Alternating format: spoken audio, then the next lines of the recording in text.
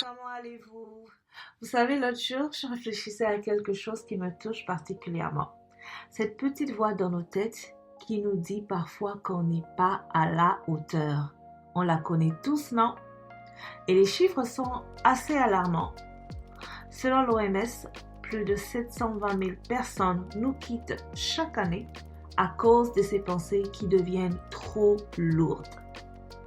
Waouh, ça fait du bien de vous retrouver sur notre podcast, La Petite Podcasteuse. Si vous êtes nouveau ici, bienvenue dans la famille. Je suis Naomi Tité, vous pouvez m'appeler TN. Et aujourd'hui, on va discuter à cœur ouvert. Mental de feu. C'est de ça qu'il s'agit. Vous savez, cette semaine, ça a été intense. J'ai dû faire face à pas mal de défis et ça m'a fait réaliser quelque chose de puissant que je voulais absolument partager avec vous. Alors, soyons honnêtes 2 secondes.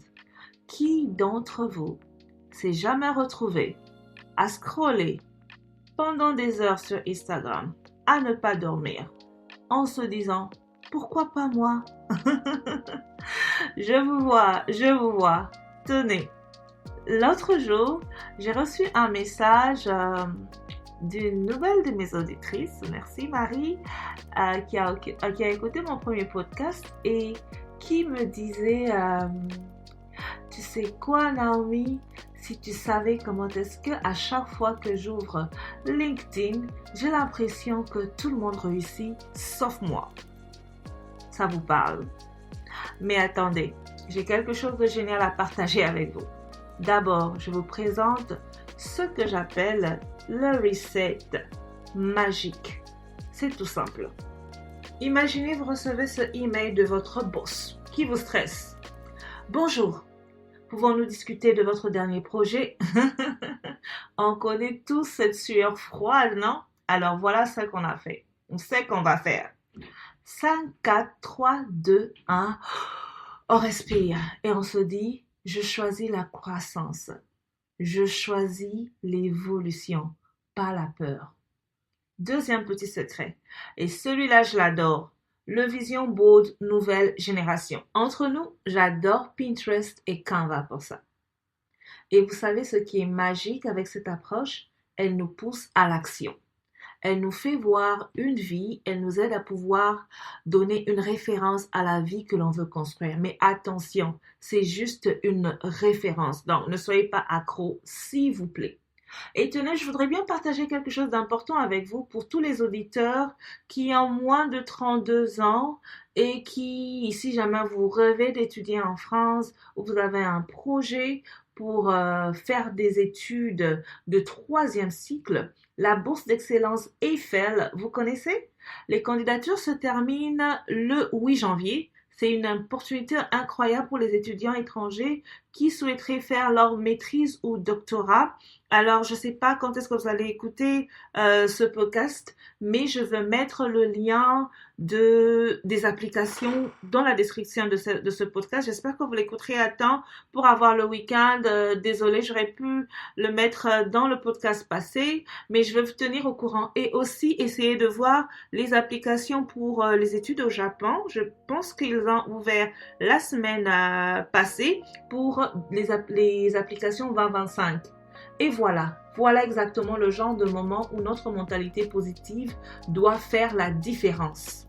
Au lieu de se dire « Oh, j'ai pas le niveau et c'est trop prestigieux pour moi », on se dit « Pourquoi pas moi? Qu'est-ce qui me manque ?» C'est le moment parfait pour mettre en pratique ce dont on parle, le moral de feu. Si vous êtes intéressé, n'attendez pas. La date limite approche et franchement, qu'est-ce que vous avez à perdre? Au pire, ça va rentrer dans notre stratégie de sans refus. Au mieux, c'est le début d'une nouvelle aventure en France. C'est vrai que j'ai déjà introduit la stratégie de sans refus dont on va parler tout à l'heure. Mais tenez par exemple, j'ai un tableau que j'ai conçu qui s'appelle Mes projets 2025. Et c'est mon préféré. C'est la stratégie de sans refus. Voilà, on vient de commencer l'année. Il faut qu'on soit ouvert à la rejet, au rejet et il faut qu'on ait notre stratégie de victoire. Notre stratégie de victoire, c'est le mental de feu. S'attendre au refus, ne pas laisser tomber. Alors, comment ça présente ma stratégie de sans refus? Oui, vous avez bien entendu, hein, on transforme les noms comme des données, comme des outils, comme des réflexions. Pas comme une finalité, pas comme si c'est fini pour moi, il n'y a plus rien de bon qui va venir. Non. Faut essayer de pouvoir taire ce genre de voix qui parle dans vos têtes. C'est comme un jeu, mais qui change vraiment la vie. Laissez-moi vous raconter quelque chose. L'année dernière, j'étais exactement où certains d'entre vous sont peut-être en ce moment. Et peut-être que j'y suis toujours. Vous savez, ce sentiment d'être coincé, de regarder des offres d'emploi sans oser postuler, à cause, bien sûr, de ce que l'on pense de nous-mêmes, de ce rabaissement qu'on nous donne, qu'on s'inflige en fait. Mais vous savez quoi? J'ai décidé de devenir mon propre projet. J'ai commencé à noter chaque victoire, même les plus minuscules. Et ensuite, je me suis fait ce cadre, cette vision où je voulais aller. Et c'est pas seulement que je suis restée là à me dire, OK, c'est où je veux aller, mais chercher des actions bien précises. Donc, dans le tableau Excel de Sans refus, je vais le partager très bientôt dans la description aussi. Vous allez écrire la liste des compagnies où vous voulez appliquer. Vous allez avoir une autre colonne qui vous donne, par exemple, si vous voulez, moi je mets toujours les liens des emplois pour essayer de garder la description, qu'est-ce qu'ils cherchent, la date limite. Et puis, très souvent dans les offres d'emploi, on va mettre exactement qu'est-ce qui n'est pas négociable. Par exemple, si c'est une maîtrise, si c'est une expérience de 15 ans, juste parce que quand vous appliquez, vous devez exactement savoir sur quoi vous vous lancez. C'est très important parce que lorsqu'il y a un refus, au moins, on peut dire, OK, peut-être que oui, j'ai 15 ans d'expérience, mais le problème, c'était la maîtrise.